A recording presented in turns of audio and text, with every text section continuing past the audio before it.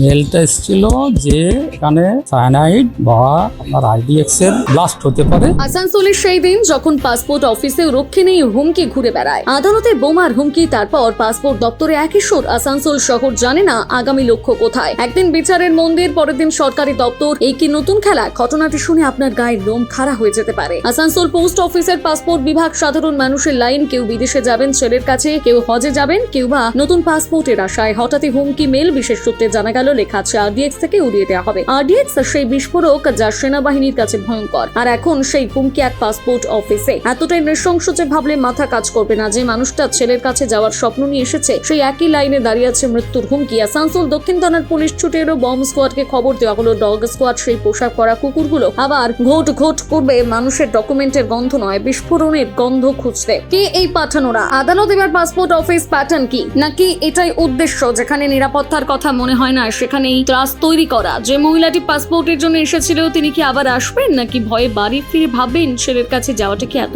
জরুরি? এই সমাজ কোথায় যাচ্ছে? নাকি আরডিএক্স এর হুমকি এখন ডাক বিভাগেও নিয়মিত ডেলিভারি? মেলটা এসেছিল যে এখানে সায়ানাইড বা আপনার আইডিএক্স এর ব্লাস্ট হতে পারে, ঠিক আছে। যেটাতে আমাদের বলেছে উইদিন একটার মধ্যে ইমিডিয়েট পাসপোর্ট সেবা কেন্দ্র বন্ধ করে দিতে, এবং যেখানে পাসপোর্ট সেবা কেন্দ্র আছে, যে এইচওর আন্ডারে আছে, হেড পোস্ট অফিসের আন্ডারে, হেড পোস্ট অফিসের সমস্ত এমপ্লয়ি সমস্ত কাজ বন্ধ করে দিয়ে তাদেরকে বেরিয়ে যেতে হবে, খালি করে দিতে হবে, ঠিক আছে। তারপর 2টোর পর থেকে আবার শুরু হবে আমাদের কাজ, আর কাজ শুরু হবে। ওরা নিয়ে আসছে, এবারে ওই ডগ স্কোয়াড নিয়ে আসবে। ডগ স্কোয়াড নিয়ে এসে এখানে দেখবেন, সার্চ করে দেখবেন যদি কিছু থাকে। মেলটা এসেছিল আমাদের ডিভিশনাল অফিসে, সিনিয়র সুপারিনটেন্ডেন্টের ইয়েতে। আর যেহেতু আমি 2টো চার্জে আছি, মানে এসপি হেডকোয়ার্টারের চার্জে আছি, প্লাস সিনিয়র পোস্টমাস্টারের চার্জে আছি, তো আমি ওখানেই ছিলাম। হ্যাঁ, যেহেতু আমার হাতে এসছে, আমি সাথে সাথে সুপারকে জানালাম। সুপারকে জানিয়ে সুপার উনি নির্দেশ দিলেন, এবং যেহেতু সিনিয়র পোস্টমাস্টারকেও এখানে বলা হয়েছে যে আপনি ইমিডিয়েট বন্ধ করুন সমস্ত পোস্ট অফিস খালি করে দিন। হ্যাঁ, কোনো এমপ্লয়ি। জানা গেছে কি এটা আমাদের সার্কেল অফিস থেকে এসছে, কলকাতা থেকে। কোন জায়গা থেকে এসছে সার্কেল? এইটা অ্যাকচুয়ালি তামিলনাড়ুতে যেটা ঘটনা হয়েছে, ঠিক আছে। হ্যাঁ, এই যে মেল কতটা আতঙ্কিত আপনারা?